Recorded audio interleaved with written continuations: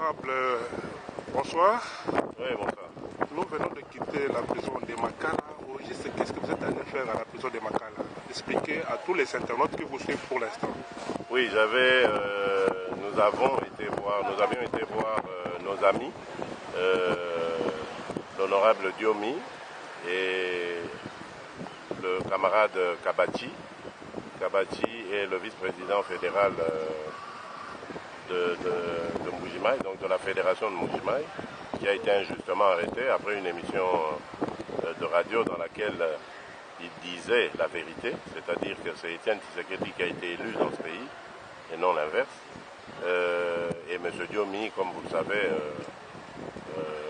ce qui lui est arrivé est également injuste, et donc nous avons été les voir, et nous avons été franchement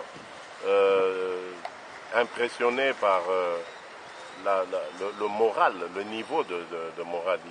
Vous imaginez, l'honorable Diomi nous encourage, nous qui sommes à l'extérieur, nous qui sommes en liberté plus ou moins, il nous dit de tenir bon. Donc c'est vraiment vous dire à quel point lui il est vraiment, il a vraiment le moral haut. Et d'un point de vue plus personnel, j'ai pu vérifier qu'il était en bonne santé et ça m'a aussi réjoui. Voilà. Et honorable, à part ça, qu'est-ce que vous avez constaté dans la prison des Congolais qui sont là? Ah oui, mais les gens vivent entassés comme des animaux, là-bas, comme du bétail. Hein. C'est des conditions exécrables. Mais heureusement pour l'honorable Diomi, qu'il est dans des conditions plus ou moins acceptables. Qu'est-ce que vous comptez faire pour l'avenir? Vous êtes déjà à Kinshasa et les Congolais vous attendent quand même.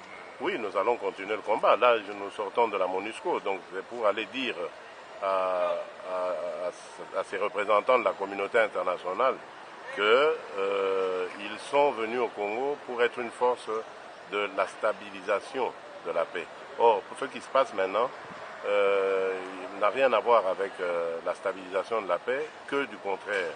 Nous voyons les grandes manœuvres qui ont commencé pour retoucher à la Constitution et rajouter une imposture à celle qui existait déjà, celle ambiante. Donc nous disons non, nous n'allons pas l'accepter, au contraire nous allons même résister avec énergie et je crois que nous aurons raison, je crois. Ok, honorable, concernant les prisonniers politiques comme M. Kabati, qu'est-ce que vous comptez faire? Mais nous allons continuer à dénoncer parce que qui est votre partenaire. Ce sont des dossiers qui sont vides. Nous avons encore eu l'occasion de l'entendre plutôt de la bouche des intéressés eux-mêmes. Les dossiers sont complètement vides. Ça, c'est vraiment de l'acharnement. C'est ça que j'allais dire, le terme. C'est de l'acharnement. Nous avons quand même appris que quand vous êtes entré voir M. Eugène Diomi-Ndonga, là, on vous a quand même dérangé. Non, c'est pas vraiment du dérangement. Évidemment, le chef de la prison, là, je sais pas comment, le directeur de la prison, lorsqu'il a entendu que j'étais à l'intérieur, il a pris peur. M'a-t-il dit pour ma sécurité, parce que bon, on passe à travers les prisonniers et il m'a dit il y en a de tout bord. Et donc il avait eu peur de ça. Mais à mon avis, il voulait plutôt se rassurer que je ne venais pas avec des choses qui pouvaient mettre sa position en danger, quoi, c'est tout. Avec la diplomatie que vous faites, quand même les Congolais peuvent espérer quelque chose.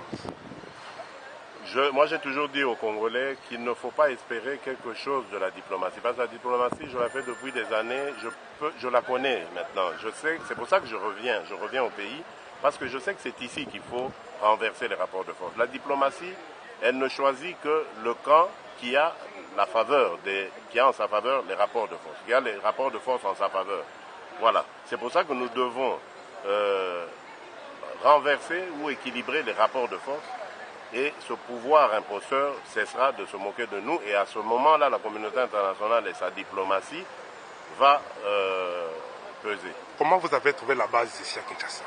Oh, la base toujours, elle est très très éveillée et moi ça me fait énormément plaisir. Le problème, c'est plutôt les cadres. Ceux qui tuent le parti pour le moment, si je puis m'exprimer ainsi, c'est le comportement des cadres. Il n'y a pas d'unité, il y a de la division parmi les cadres, mais nous avons une base unie derrière son président et une base qui veut vraiment affronter ce régime dictatorial.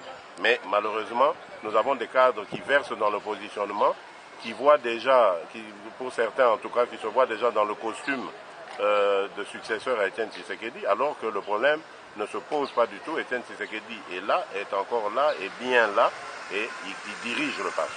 Un mot pour les internautes qui vous suivent partout dans le monde. Ben, salut, hein. Nous sommes à Kinshasa. Dans quelques jours, je vais aller en Mbuji-Mayi, toujours dans ce combat pour la victoire du peuple congolais. Bravo à vous, diaspora, qui restez vigilants. Ne négligez surtout pas votre rôle. En tout cas, nous savons, et moi personnellement aussi, quelle influence vous avez sur les événements ici. Continuez, les choses vont bien et il y a beaucoup de raisons d'espérer en un avenir meilleur pour le Congo. Ok, voilà, c'est la fin de notre entretien avec l'honorable Félix. Merci à toi, Daniel Alita. Continue à arroser le peuple d'abord. Au Ketch premier, on est ensemble, Annick Malouka. Okay.